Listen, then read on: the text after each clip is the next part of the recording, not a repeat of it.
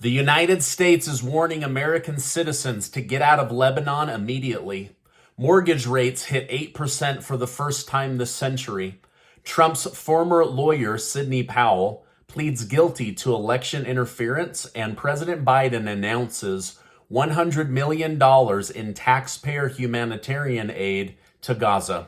Thank you so much for liking and sharing these videos. It really helps me out, so thank you so much.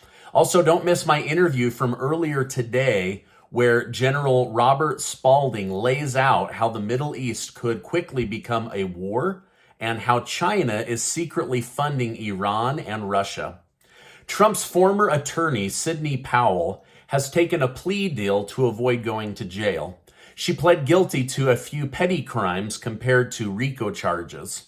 Ms. Powell now has 5 years of probation for hiring a team to break into election equipment to see if votes were flipped or stolen on behalf of Donald Trump. There's a lot of speculation that this could be very bad for the former president because now Ms. Powell will be compelled to testify against Trump. However, as of right now, there's no evidence that Trump directed her to do what she did in breaking into machines or looking for votes. After all, he had let her go many months prior to this situation and basically cut off all relations in December of 2020 after the election. So only time will tell what is really going to happen here, but she will be testifying for or against Trump and will be compelled by the court. Now, Trump's other lawyer, Kenneth Chesborough, says, "I had nothing to do with Sidney Powell," and defended himself as being innocent of his charges. His court case will start tomorrow. Mortgage rates have now hit 8% for the first time this century. This means an average homeowner is paying $1,100 more per month for an average home. This is hurting people's monthly budgets and continuing to slow down the housing market and basically crashing the mortgage industry. The White House made a huge mistake today that could have put dozens of people at risk. Biden took photos in Israel with U.S. Special Forces, and then his social media team posted those photos on the internet, specifically on Instagram, in order to get Biden points with the American people. However, these special forces are not allowed to have their faces out in the open. It can blow their cover, endanger their lives, and also endanger their mission. Israel's defense minister, Yoav Gallant, has informed troops that they will soon be pushed into Gaza. Basically, the ground invasion will be starting soon. His statement implies that the ground offensive will happen in the coming days. Now, Israel has already mobilized over 360,000 Israeli reservists for this ground operation in Gaza, which comes in response to the attack on October 7th. Now, this conflict, sadly, has grown to over 3,700 casualties. Now, according to the health ministry, those 3,700 are in Gaza, and there was 1,400 in Israel. So now more people have died in Gaza than in Israel on this revenge attack mission. However, the United States is having mixed feelings about the whole situation. On the one hand, they want to support their ally, Israel, the one that was attacked. On the other hand, they know things are bad in Palestine and that Hamas and Palestine are not necessarily the same thing. Now, to try to help, President Joe Biden authorized $100 million in U.S. taxpayer money to be sent as humanitarian aid to Palestine. The White House said that they will do their best to work with honest organizations that can get food, water, supplies, and medical supplies into the hands of the right people and not into the hands of Hamas. The United States is telling all American citizens to get out of Lebanon immediately as Hezbollah fires 20 rockets into northern Israel. The State Department is saying if things get heated in Lebanon, or Lebanon makes a military advancement against Israel, things could get out of hand quickly and the United States might not be able to evacuate you.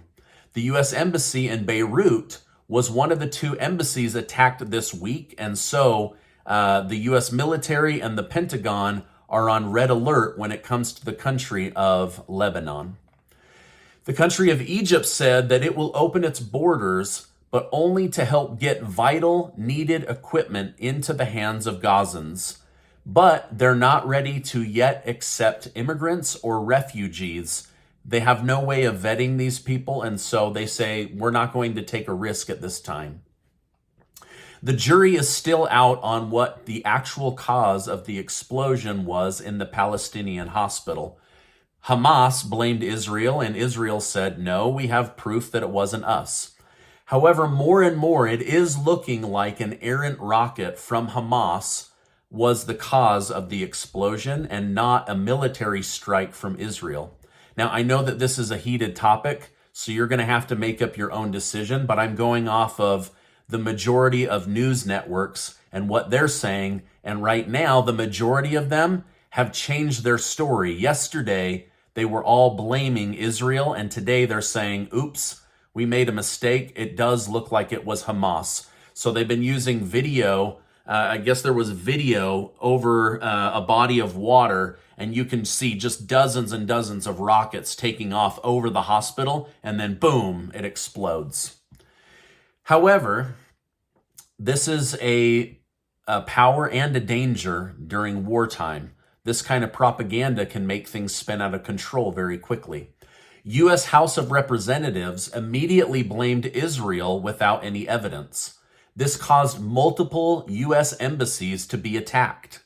There was even an insurrection in the U.S. Capitol in Washington, D.C., where several hundred people went into the Capitol, disrupted official congressional business, and then refused to leave and did a sit-in in the Capitol Rotunda. Does this sound familiar? Only it's not getting the exposure that January 6th did. Now, many top Republicans are saying that these pro-Palestinian insurrectionists must be arrested and treated like the people who broke the law and broke into the Capitol on January 6th. Representative Marjorie Taylor Greene of Georgia has filed to have all the names of the pro-Palestinian invaders collected and has called on Democrats to remove Rashida Tlaib from her duties and censor her because she is causing terror, and she's basically blaming her for the insurrection on the Capitol and the 2 U.S. embassies being attacked because of the information that she was putting out on Twitter. While Rashida Tlaib has not changed her story, Representative Ilhan Omar of Minnesota has admitted the evidence does suggest that the hospital was hit by Hamas. She said she was only parroting what the Associated Press had published publicly, and she's willing to be wrong and would like an investigation, an international investigation, to see whether this was an accident or whether this was a war crime. Again, you're going to have to make up your own mind. I know this is a heated topic, but I'm telling you, the story has changed big time in the last 24 hours. It was also discovered that the photos being used by the New York Times to point out the hospital blown apart in Gaza wasn't even the hospital in Gaza. The New York Times has not apologized for publishing misinformation, but did swap out the photo on their website. Wow, never a dull day in Washington, D.C., am I right? Okay, now the Pentagon revealed today that China's military likely has around 500 nuclear warheads if any country decides to invade them. This is a great reason for the United States to avoid a third war with China. They are now armed with nuclear weapons. LaFonza Butler, the new senator from California, who's actually from Maryland, that was selected to replace Senator Dianne Feinstein, announced today that she will not seek re-election. Wow. She's only been in Congress for like 10 days and she's already saying, peace out, I'm not doing this. Now, Democrat Representative Katie Porter and Adam Schiff are both campaigning to become California's next senator. However, they've been told by certain groups that they need to sit this out because they are white and that white people should not be seeking office in California. Now, groups within California are saying we will only vote for black women, so Porter and Schiff will now have to decide whether to run on their white privilege or to bow out with the threat of not getting these votes. Kind of a weird time that we live in, right? Okay, now speaking of California, Governor Gavin Newsom made a surprise visit to Israel to show his support, get some photos, and then took off really quickly to go have important business meetings in the country of China. Now, aren't we being told that this guy is not gearing up to run for president? I mean, why would he go to Israel just to do a photo shoot and then leave? I don't know. Something's not adding up. Now, before you go, let me remind you that you are amazing. There is so much going on, so I appreciate you letting me keep you in the loop on what is happening. Before you go, please give this video a like, hit that subscribe button, check out this video, and I will see you on the next video.